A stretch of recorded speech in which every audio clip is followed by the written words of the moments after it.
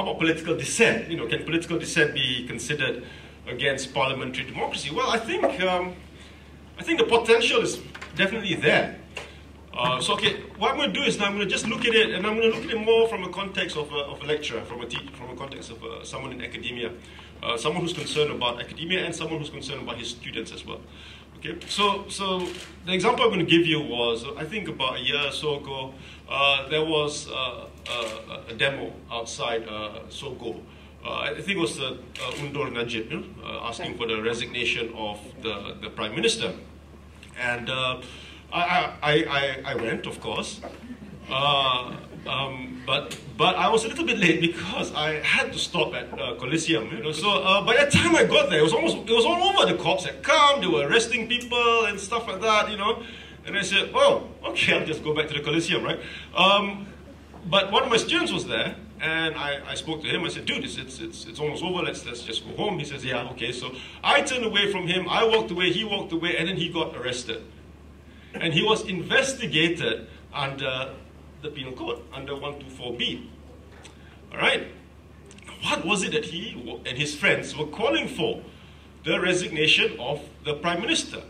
Now, is this violent? Like, you cannot, by any stretch of the imagination, you know, although our imagination stretches very, very far, you cannot really, by any stretch of the imagination, say that, you know, appearing in front of Sogo with a placard saying Dr Najib is anyway violent.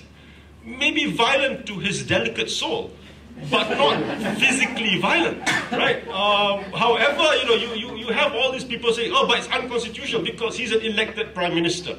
You know, well, no, actually, he's an elected MP. He's not an elected Prime Minister.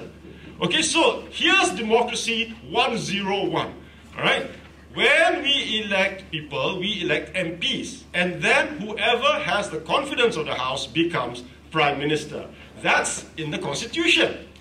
Now, how on earth do the MPs, because there's people like Gobin, you know, who will say, oh, we don't have confidence in you anymore.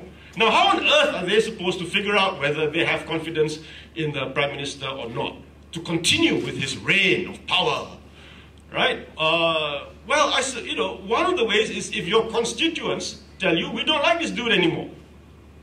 So it's perfectly within our democratic system for people to say, we don't like this Prime Minister anymore, please step down. We can't do anything about it, yeah? We cannot force him to step down, but our MPs, who should be listening to us, can, because they can have a vote of no confidence, and then he steps down, or she steps down, or whoever's the Prime Minister, right? I'm totally, completely, you know, politically correct. So, how is that, you know, threatening parliamentary democracy? How can that possibly be? You know, what other ways, if we don't tell our MPs what we want, how are they supposed to know? Are they supposed to just get it in a dream?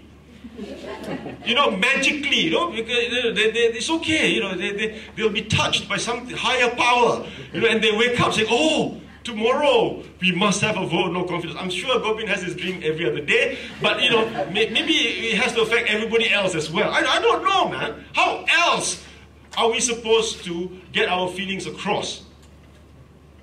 And it's perfectly legitimate to want the Prime Minister to resign. Perfectly legitimate. I don't see any problem with that whatsoever.